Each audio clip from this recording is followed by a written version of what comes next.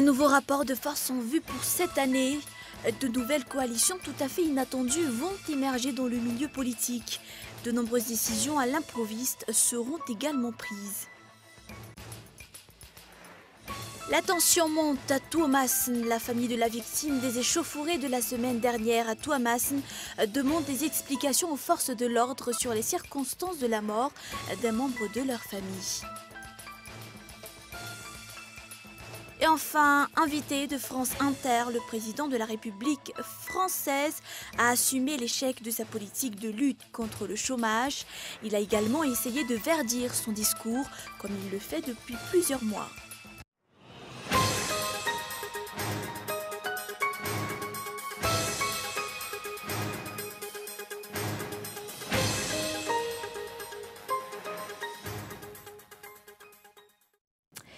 Bonsoir, nouveau rendez-vous de l'information sur Cool TV. Bienvenue à tous. À la une de l'actualité ce jour, un nouveau rapport de force en vue pour cette année. De nouvelles coalitions tout à fait inattendues vont émerger dans le milieu politique. De nombreuses décisions à l'improviste seront également prises. Le discours du président de la République, tant attendu le 9 janvier prochain, pourrait confirmer toutes ces projections. Le parti HVM pourrait s'adosser au parti TIM et former une nouvelle plateforme pour la majorité présidentielle. C'est l'un des schémas politiques caressés en haut lieu. Le but du pouvoir actuel est de briser toutes les forces qui le gênent et l'empêchant de dominer sur l'échiquier politique. Le régime Radonarmampian consolidera alors ses forces. C'est le fond de l'affaire Ravalomanana. Les problèmes de l'ancien chef d'État servent à consolider la force de Radonarmampian. Sa libération est en cours. Si auparavant l'ancien chef de l'État ne pouvait pas recevoir d'invités dans sa demeure à Faravouitch, actuellement les partisans de son parti politique commencent à y rôder. Si les alentours de sa maison ont été également entourés de forces de l'ordre, tout est maintenant dégagé. Des rumeurs circule que l'alliance Radonarmampian et Marc Ravalomanana est inévitable, une des raisons qui pousse la plupart des gens à dire que le régime Radonarmampian est loin d'être stable. Plusieurs points sont attendus dans le prochain discours du président le 9 janvier prochain à Yavlou, un discours qui sera spécial tant sur le contenu que sur la façon dont il sera présenté. D'après les informations, les 4 anciens chefs d'État, Zafi Al-Belge, Jatsiraka Didier, Ravalomanana Marc et Andraduel seront invités, mais ils ne prendront pas la parole. Mais toujours dans cette page politique, la rumeur de l'imminence du remaniement du gouvernement Koulroger refait surface depuis le début de cette année. Si le président Radonarmampian n'a émis aucun commentaire sur le bilan du gouvernement lors de son discours le 28 décembre dernier, certains observateurs estiment qu'un gouvernement est en gestation à Bouitrouitch. Et c'est toujours un reportage de Edwin Labage. Le Premier ministre Koulroger est dans la ligne de mire. Ses conseillers sont pointés du doigt dans la multiplication des dérives. Les critiques fusent autour des milliards alloués aux bandits des grands chemins présumés repentis. Le problème du délestage est loin d'être résolu. Il a créé des tensions sociales à Tamatave et fait jusqu'à ce jour 2 morts. À Mourndave, une manifestation a causé la mort de 5 personnes. Et ce n'est qu'une partie de dossiers épineux de l'année 2014 qui manifestement ternissent l'image de Koulroger. Qui sont derrière ces bourdes? Des sources révèlent que ces conseillers sont derrière toute prise de décision du Premier ministre. Ces hauts responsables n'ont pas la même vision et sont pourtant grassement payés par la primature. Leurs indemnités tournent autour de 1 400 000 arrières d'après certaines indiscrétions. Selon nos investigations, ni la mise en œuvre du programme général de l'État, ni toute prise de décision du Premier ministre Koulroger ne préoccupe ses conseillers rattachés à la primature. Ils s'acharnent ardemment sur d'autres tâches qui n'ont rien à voir avec leur mission. Nombre d'entre eux courent après les commissions sur des marchés publics attribués à la tête des clients, semble-t-il. C'est la raison pour laquelle rien ne va plus à Mazoarive. Un exemple concret, le Premier ministre Koulroger ne s'est manifesté que 48 heures après le retour en catimini de Marc Ravalomanana. En dépit de l'interpellation du Haut Commissariat des Nations Unies, le Premier ministre n'a pas évoqué toute idée de compensation des victimes des Daalu. Rappelant que le docteur Coulroger a vécu à l'étranger près de 30 ans avant sa nomination, c'est la raison pour laquelle il se fie aveuglement à ses conseillers. La famille de la victime des échauffourées de la semaine dernière à Touamas demande des explications aux forces de l'ordre sur les circonstances de la mort d'un membre de leur famille. Selon les proches, il a été arrêté le vendredi. Dans la soirée, la famille a récupéré les dépouilles mortelles le lendemain matin. Les forces de l'ordre, eux, nient en bloc. Lili Rabiata. La tension monte à Touamassen. La population donne un ultimatum de 48 heures aux forces de l'ordre pour expliquer les circonstances de la mort de Mamsou, arrêté vendredi dernier dans les échauffourées de la semaine dernière. Selon les propos des membres de la famille rapportés par un journaliste local, ils déplorent avoir constaté des blessures sur le visage, notamment près de l'oreille de la victime. La dépouille de cette dernière a été récupérée le lendemain matin de son arrestation. De leur côté, les forces de l'ordre nient cette accusation en bloc. Mamsou aurait été mort suite à l'abus d'alcool, se justifie-t-elle. Andjian Zakarazona du parti Oudkaf dénonce que le problème n'est pas résolu depuis sa source, raison pour laquelle il persiste. Dans le système actuel, aucune solution. La solution serait que le gouvernement en place ne dirige plus le pays. Il faudra mettre une autre équipe totalement indépendante des diktats de la communauté internationale, c'est-à-dire la Banque mondiale, le FMI. Souvenons-nous que la Dzirama est l'une des entreprises dans la liste qu'il fallait privatiser à l'époque de la Tsirak. C'est ce qu'ils cherchent à faire. Il propose l'utilisation de l'énergie renouvelable, notamment l'hydroélectricité. Madagascar a un fort potentiel hydraulique, rajoute-t-il. La privatisation de la Dzirama pourrait se présenter comme la seule issue pour résoudre ce problème. Les coupures de courant perdurent malgré l'annonce faite la semaine dernière par le porte-parole du gouvernement. Le délestage devait avoir pris fin le 31 décembre dernier, mais il continue. Sa durée a toutefois diminué à Antananarive comme en province. À Touamassen, le nombre de victimes des heurts est porté à 2.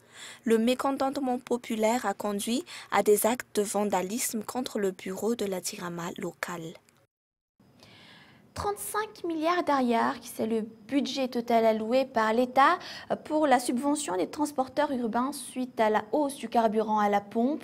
Le montant de 140 ariars par litre accordé par le ministère des Transports ne satisfait pas encore la majorité des transporteurs. Il prévoit donc d'organiser une réunion mercredi prochain afin de négocier la révision de la compensation. C'est un reportage d'Asno. 2200 transporteurs ont été recensés dans les coopératives de la zone urbaine. Ils seront parmi les 7000 bénéficiaires de la compensation accordée par l'État face à la révision du prix des carburants. La subvention s'élève à 140 ariars par litre pour une consommation journalière de 30 litres en moyenne. Ce montant avancé par le ministère des Transports ne couvre qu'une partie des charges des transporteurs. D'après Andjinbin Tsulumoura, président de l'Union des coopératives de transport urbain, UCTU, la dépréciation de l'ariar a fait fluctuer le prix de la majorité des pièces de rechange. En dépit de tout cela, les transporteurs n'ont perçu qu'un tiers du montant de la subvention accordée en 2010. Fixer la subvention à 140 ariars par litre est une décision unilatérale de l'État. Andjatina Jacques Ulrich, ministre des Transports, précise qu'il ne s'agit plus d'une aide, mais d'une compensation de l'écart du prix des carburants depuis le mois de juin 2014 jusqu'à son prix actuel. Le système qu'on va mettre en place, c'est qu'on va donner à chaque transporteur une carte de carburant, et à chaque fois qu'il s'approvisionne au niveau des stations-service, nous saurons exactement combien journalièrement et mensuellement le transporteur en question à dépenser en termes de carburant. L'étude fait ressortir qu'en moyenne, il y a 30 litres de carburant par jour et par véhicule. Et à chaque fin du mois, donc, nous compensons le carburant effectivement dépensé par le transporteur. L'État a alloué un budget à hauteur de 35 milliards d'ariars pour cette année et une enveloppe de 10 milliards d'ariars est prévue dans la loi de finances 2014. Les transporteurs prévoient d'organiser une réunion mercredi prochain en vue de négocier la hausse de la compensation. Rappelons qu'en 2010, le ministère a octroyé une subvention de 400 ariars par litre.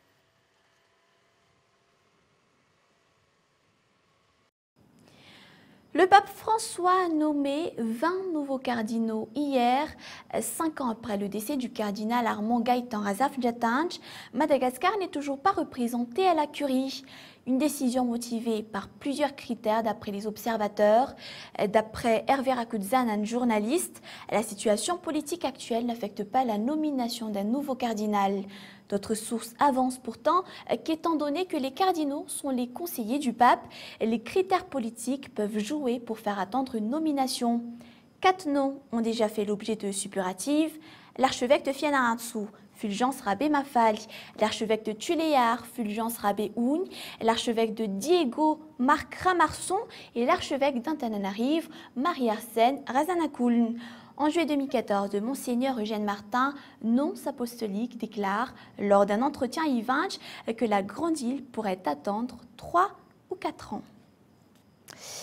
Dans l'actualité également, les nouvelles recrues de l'éducation nationale au titre de l'année 2014 prendront donc service d'ici la fin de ce mois. Le ministère est actuellement dans la phase de signature des contrats. Les enseignants FRAM âgés de plus de 45 ans, quant à eux, seront recrutés en tant que contractuels du ministère de l'Éducation nationale. Les détails. Le syndicat des enseignants de Madagascar, SEMPAMA, demande que les enseignants FRAM âgés de plus de 45 ans soient eux aussi recrutés dans le cadre des 10 000 postes budgétaires du ministère de l'Éducation nationale. Sandro Rabiandalan, directeur des ressources humaines du département, a expliqué aujourd'hui que la loi fixe entre 18 et 45 ans l'âge de recrutement au sein de l'administration malgache. Par contre, ces personnes seront reçues en tant que contractuels de l'éducation nationale. En ce qui concerne les nouvelles recrues de 2014, leurs dossiers ont déjà reçu un visa favorable et sont actuellement en attente de la signature les validant. Les 10 000 nouveaux fonctionnaires prendront du service d'ici la fin de ce mois. La cérémonie officielle se déroulera à Mamassen, selon toujours le directeur des ressources humaines du ministère de l'Éducation nationale. Leur immatriculation sera centralisée à Antananarive, ce qui devrait faciliter les démarches ainsi que le déblocage de leur salaire. Après le recrutement des 10 000 enseignants au titre de 2014, il reste encore 20 000 enseignants à recruter avant que le ministère n'atteigne le ratio un enseignant pour 44 élèves. Actuellement, 107 000 enseignants sont recensés à Madagascar. 66 000 d'entre eux sont encore payés par les parents d'élèves. Et voilà, nous passons aux actualités internationales. Battre le fer pendant qu'il est encore chaud, c'était l'objectif de François Hollande, déjà de retour sur le devant de la scène médiatique ce lundi, moins d'une semaine après ses vœux aux Français.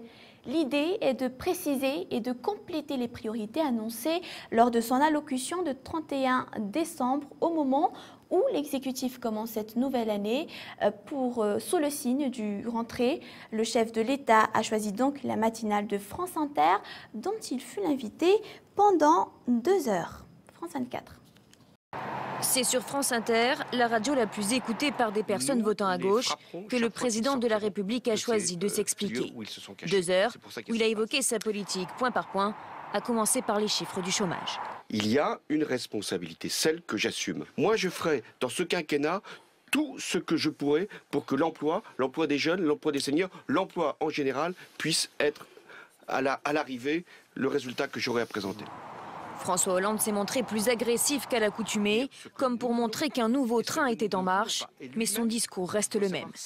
Mise en place du pacte de responsabilité, retour de la croissance, pas de nouveaux impôts en 2015, mais pas non plus de baisse de la fiscalité. Le chef de l'État a également défendu la loi Macron qui sera examinée fin janvier par le Parlement. Avec ce discours, François Hollande, très impopulaire, a voulu se rapprocher des Français. Il y a des députés aujourd'hui qui quittent le groupe PS, il y en a eu un la semaine dernière. Ça devient un peu problématique, il faut qu'il remontre qu'il y a un chef en fait dans la maison socialiste. Il est en conquête des élus de gauche, des élites de gauche déjà dans un premier temps et puis après peut-être élargir à l'ensemble des Français. Sur le volet international, François Hollande l'a encore répété, la puissance en Syrie de l'organisation de l'État islamique est le résultat de l'inaction des Occidentaux contre le régime de Bachar el-Assad en 2013. Une erreur qu'il ne veut pas reproduire en Libye. Au sud de la Libye, il y a maintenant des foyers terroristes très importants. Mais la France n'interviendra pas en Libye parce que c'est à la communauté internationale de prendre ses responsabilités. Une interview pour se repositionner sur tous les dossiers. François Hollande prépare les départementales de mars, les régionales de décembre et tente d'éviter à plus long terme une primaire à gauche. Les moteurs de l'avion d'AirAsia qui s'est abîmé en mer la semaine dernière ont peut-être été endommagés par du givre. C'est ce qu'a indiqué l'agence météorologique indonésienne. Selon ses experts, la météo a été le facteur déclenchant du crash. Le pilote avait demandé à prendre de l'altitude pour éviter des nuages très menaçants, mais n'avait pas reçu le feu vert immédiat du contrôle aérien en raison d'un trafic trop important dans ce couloir aérien très fréquenté. C'est un reportage toujours de France 24. Ce lundi, les recherches se poursuivent dans de meilleures conditions météorologiques pour les équipes de secours. La veille, les plongeurs avaient dû interrompre leur mission faute de visibilité. Un nouvel élément de l'appareil d'AirAsia avait pu toutefois être localisé près de l'île de Bornéo. Nous avons retrouvé la 5e partie de l'avion. Elle mesure 9,80 m sur 1,10 m et 40 cm. Elle est située près de celle que nous avons retrouvée hier. L'Indonésie, le Japon, la Malaisie, Singapour et les États-Unis ont mobilisé une vingtaine d'appareils aériens et près de 30 navires pour les recherches. L'Airbus A320 d'AirAsia s'est abîmé en mer de Java le 28 décembre. Il transportait 162 personnes de Surabaya en Indonésie à destination de Singapour. Jusqu'à présent, plus d'une trentaine de victimes ont été retrouvées. Si les conditions climatiques pourraient être à l'origine du crash, les autorités indonésiennes ont aussi lancé une enquête sur les infractions commises par la compagnie. Un couloir aérien aurait été emprunté sans autorisation. Si AirAsia n'a rien fait de mal, alors pourquoi l'Indonésie suspend-elle sa licence? Selon nos données d'identification, ils ont clairement fauté, car ils n'ont pas volé pendant les créneaux qui leur avaient été alloués. Les enquêtes sur les licences de vol et sur le crash doivent toutefois rester distinctes, a insisté le ministère des Transports indonésien. Les familles, elles, attendent encore des réponses que seules les boîtes noires pourront donner. La Chine a envoyé par bateau un appareil spécialisé pour les localiser. Et c'est le moment du rappel des points qui ont marqué ce journal. Un nouveau rapport de force en vue pour cette année. De nouvelles coalitions tout à fait inattendues vont émerger dans le milieu politique. Le discours du président de la République, tant attendu le 9 janvier prochain, pourrait confirmer toutes ces projections. La rumeur également de l'imminence du remaniement du gouvernement Coul-Roger refait surface depuis le début de cette année. Certains observateurs estiment que la formation d'un nouveau gouvernement est en gestation à un Boïsrouch. Et enfin, les 35 milliards d'arrières. Le budget total alloué par l'État pour la subvention des transporteurs urbains suite à la hausse du carburant à la pompe. Le montant de 140 arrières par litre accordé par le ministère des Transports ne satisfait pas encore la majorité des transporteurs. N'hésitez pas à visiter notre site tv.cool.mg pour revoir ce journal, mais dans un instant, ne nous quittez pas encore. La série Perception ainsi que 2 films qui s'intitulent Colt 45 et Gladiator suivront ce journal.